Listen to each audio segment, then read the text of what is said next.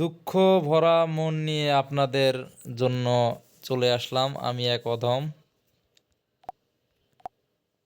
আসসালামু আলাইকুম, আশা করি সকলে ভালো আছেন। তো আমি হয়তো বা এর আগে ভিডিওতে বা আমার পেজে বলেছিলাম যে 50তম বিসিএস সার্কুলার নভেম্বর মাসেই হবে, কারণ ম্যাক্সিমাম ক্ষেত্রে নভেম্বর মাসেই তারা বিজ্ঞপ্তি প্রকাশিত করে, পিএসসি বিশেষ করে। আহ, তো সেই ক্ষেত্রে বাংলাদেশ সরকারি কর্ম কমিশন 50তম বিসিএসসি নিয়োগ দিয়ে দিল। তো সেই ক্ষেত্রে যারা যোগ্যতা সম্পন্ন প্রার্থী আছেন তারা বিশেষ করে মনোযোগ দিয়ে ভিডিওটা দেখেন, আর যাদের যোগ্যতা আমার মতো নেই তারাও ভিডিওটা দেখতে পারেন জ্ঞান অর্জনের জন্য। তো এমন না যে সবাইকে বিসিএস পরীক্ষা দিতে হবে, যেমন আমার যোগ্যতা নেই তারপরেও আমি ভিডিও করি এবং আপনাদের জানানোর চেষ্টা করি। যদি যোগ্যতা থাকতো আমি আপনাদের সামনে অবশ্যই আপনাদের জন্য বা আপনাদের সাথে এক্সাম দিতাম। তো এখন কাজের কথায়, মূল কথায় আসি। তো এখানে প্রথমে যেটা আছে বিসিএস প্রশাসন, তো পদের নাম হচ্ছে সহকারী কমিশনার। ক্যাডার পদের কোড 110, আর শূন্য পদের সংখ্যা 200। ভিডিওটি একটু লম্বা হতে পারে, তো সেজন্য আমি দুঃখিত, কারণ এখানে বিস্তারিত কিছু বলতে হবে, নাহলে আপনারা বুঝবেন না। যারা নতুন রয়েছে, বিশেষ করে এবার অনার্সের রেজাল্ট হলো, অনেক নতুন ক্যান্ডিডেট রয়েছেন, তারা পরীক্ষা দেবেন। তো সেই ক্ষেত্রে তাদের একটু বোঝার দরকার রয়েছে, আর যারা পুরাতন রয়েছেন তারা স্কিপ করতে পারেন। তো শিক্ষাগত যোগ্যতাটা এখানে সবচেয়ে বেশি মূল যে বিষয়টা হচ্ছে শিক্ষাগত যোগ্যতা। এখন অনেকে জানে না যে কারা বিশেষ পরীক্ষা দিতে পারবে বা যোগ্য বা অযোগ্য। তো সেই ক্ষেত্রে আমি আপনাদের সহজভাবে বলতেছি যে কোনো স্বীকৃত বিশ্ববিদ্যালয় হতে স্নাতকোত্তর ডিগ্রি অথবা স্বীকৃত বোর্ডেতে এইচএসসি পরীক্ষা পাশের পর 4 বছর মেয়াদী শিক্ষা সমাপনী ডিগ্রি অথবা সমমানের ডিগ্রি। তবে কোনো প্রার্থী শিক্ষা জীবন একাধিক তৃতীয় বিভাগ বা সমমানের সিজিপিএ একাধিক মানে একটি থাকতে পারবে, এসএসসি থেকে অনার্স পর্যন্ত বা মাস্টার্স পর্যন্ত একটি থাকতে পারবে। তো এর বেশি থাকা সে অযোগ্য বলে বিবেচিত হবে। তো এইখানে আপনার একটা যারা অনার্স করেছে বা বিশ্ববিদ্যালয় থেকে 4 বছর মেয়াদি এইচএসসি পাশের পরে ডিগ্রি আছে তারা আবেদন করতে পারবে। আর যদি কারো যেমন আমার মতো 3 বছর মেয়াদি ডিগ্রি রয়েছে, তাদের ক্ষেত্রে একটু ক্রিটিক্যাল বিষয়টা, তাদের ক্ষেত্রে মাস্টার্স ফাইনাল, যেটা মাস্টার্স ফাইনাল সম্পন্ন করতে হবে, তাহলে তারা আবেদন করার যোগ্য বলে বিবেচিত হবে। এখন অনেকের হয়তো মাস্টার্স করে বয়স থাকে না, সেটা অন্য বিষয়। তো এখন আমি পদগুলো দেখিয়ে দিচ্ছি। বিসিএস পররাষ্ট্র সহকারী সচিব 15টি শূন্যপদ রয়েছে। বিসিএস পুলিশ সহকারী পুলিশ সুপার 50টি শূন্যপদ। বিসিএস আনসার এখানে 13টি শূন্যপদ রয়েছে। বিসিএস নিরীক্ষা ও হিসাব 4টি শূন্যপদ রয়েছে। বিসিএস কর এখানেও অনেক গুলো রয়েছে, 57টি। বিশেষ শুল্ক আবগারি 40টি। বিশেষ সমবায় রয়েছে 9টি। বিশেষ রেলওয়ে বাণিজ্যিক 1টি রয়েছে। বিশেষ তথ্যতে রয়েছে, মানে এখানে বিভিন্ন ক্যাটাগরি রয়েছে তথ্যতে। তো সেক্ষেত্রে 5টি, 7টি, 2টি। এখন পদের বিস্তারিত আলোচনা করতে গেলে ভিডিও অনেক লং হয়ে যাবে। বিসিএস ডাক এখানে 8টি শূন্যপদ রয়েছে। বিসিএস পরিবার পরিকল্পনা এখানে 36টি শূন্যপদ রয়েছে। বিসিএস খাদ্য রয়েছে 5টি। জেনারেল মোটামুটি শেষ।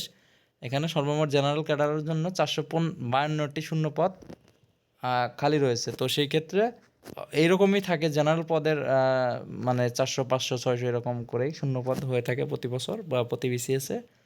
তো সেই ক্ষেত্রে এখানে একটু কম্পিটিটিভ বেশি। এখন আসি প্রফেশনাল বা টেকনিক্যাল ক্যাডার। তো এখানে বিশেষ পরিসংখ্যানে আপনার একটি মাত্র শূন্যপদ রয়েছে।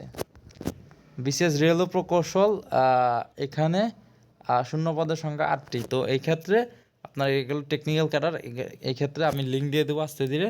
এই যে শিক্ষাগত যোগ্যতাগুলো আপনাদের সাথে ম্যাচিং করে নেবেন, কারণ এখানে টেকনিক্যাল ক্যাডার বিভিন্ন টেকনিক্যাল রিলেটেড পদ, এগুলো সবাই আবেদন করতে পারবে না। তো সেই ক্ষেত্রে আমি জাস্ট পদগুলো দেখাচ্ছি, আপনারা লিঙ্ক নিয়ে আস্তে ধীরে আপনারা দেখেন কোনটার সাথে আপনার ডিগ্রিটা ম্যাচ করে। বা বিসিএস সড়ক ও জনপদে রয়েছে 32টি শূন্যপদ। এখানে সহকারী প্রকৌশলীতে 9টি, যান্ত্রিক। বিসিএস তথ্য 33টি। বিসিএস জনস্বাস্থ্য প্রকৌশলে 22টি। বিসিএস বনে রয়েছে 12টি। বিসিএস মৎস্যতে রয়েছে 55টি। বিশেষ পশু সম্পদে রয়েছে 8টি। বিসিএস কৃষি, এখানে এখানে রয়েছে 120টি শূন্যপদ রয়েছে এবং মৃত্তিকাতে রয়েছে 5টি শূন্যপদ, কৃষি বিপণন অধিদপ্তর রয়েছে 33টি শূন্যপদ। তো বিসিএস স্বাস্থ্যতে 650টি, স্বাস্থ্যতে কিছুদিন আগে স্পেশাল ছিল, তারপরেও স্বাস্থ্য খাতে আপনার এই প্রয়োজনটা একটু বেশি বা শূন্যপদ বেশি থাকে। তো যাদের ডাক্তার, এমবিবিএস, বিডিএস রয়েছেন তাদের জন্য মানে এটা অনেক মানে ভালো একটা বিষয়। বিশেষ পরিবার পরিকল্পনা এখানে 48টি রয়েছে, বিশেষ খাদ্যতে রয়েছে 7টি, বিশেষ গণপূর্ততে 32টি। তো এখানে গেল 1122টি। এটা আপনার হলো টেকনিক্যাল বা প্রফেশনাল যেটা বলে, এটা এটা সকলেই মনে করেন যে একটার বেশি হয়তো আবেদন করার সুযোগ হবে না। তো এই ক্ষেত্রে আবার আবার আরেকটি ক্যাটাগরি রয়েছে যেটা হলো বিসিএস সাধারণ শিক্ষা। এগুলো হলো সরকারি সাধারণ কলেজ সমূহের জন্য, সরকারি কলেজের প্রভাষক। এখানে রয়েছে প্রভাষক। এই ক্ষেত্রে কিন্তু যোগ্যতাটা একটু ডিফারেন্ট হবে।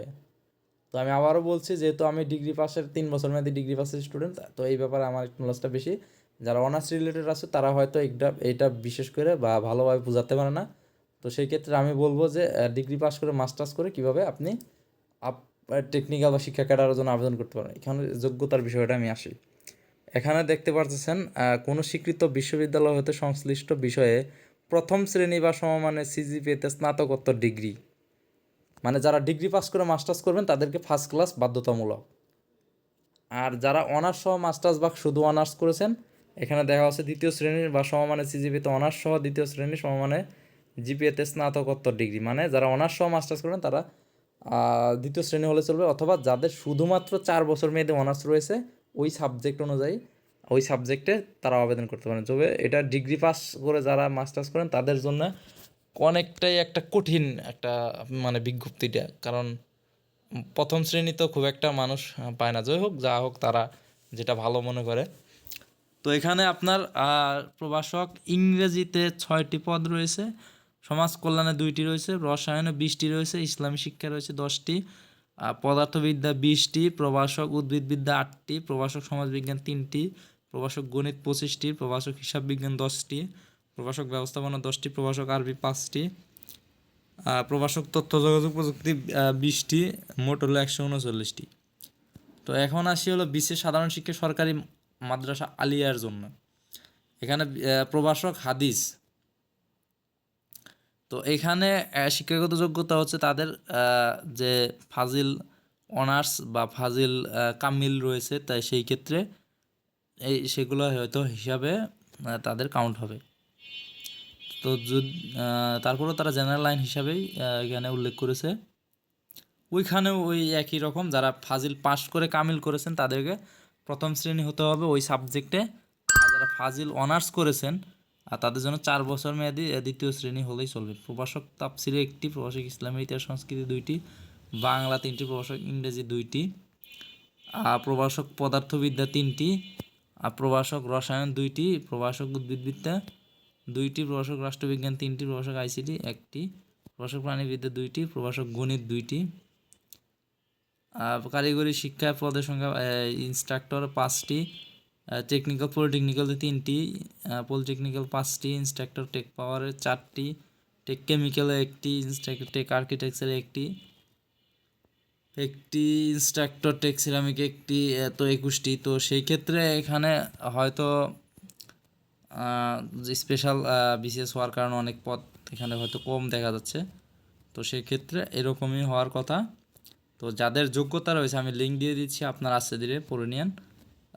তাদের অবশ্যই আমি বলবো যে আপনারা এই বিসিএসের জন্য চেষ্টা করা উচিত, কারণ বিসিএস পরীক্ষা যদি ভালো না বা ক্যাডার নাও হতে পারেন, তো সেই ক্ষেত্রে ওই প্রস্তুতিটা কাজে লাগিয়ে আপনি অন্যান্য সরকারি বা বেসরকারি চাকরিতে ভালো একটা পজিশনে অবশ্যই থাকতে পারবেন। তো সেই জন্য সকলের বলবো যাদের যোগ্যতা রয়েছে বিসিএস তাদেরকে দেওয়া উচিত এবং হার্ডকোর পরিশ্রম করা উচিত। তো আমি লিঙ্ক দিয়ে দেবো, আস্তে ধীরে পড়ে নিন। সকলে ভালো থাকেন। তো আমি আপনাদের অযোগ্যতার কারণে আমি এটা আপনাদের সাথে আবেদন করতে পারতেছি না, তো সেই জন্য আমি খুবই দুঃখিত। তো সকলে ভালো থাকেন। আল্লাহ হাফিজ।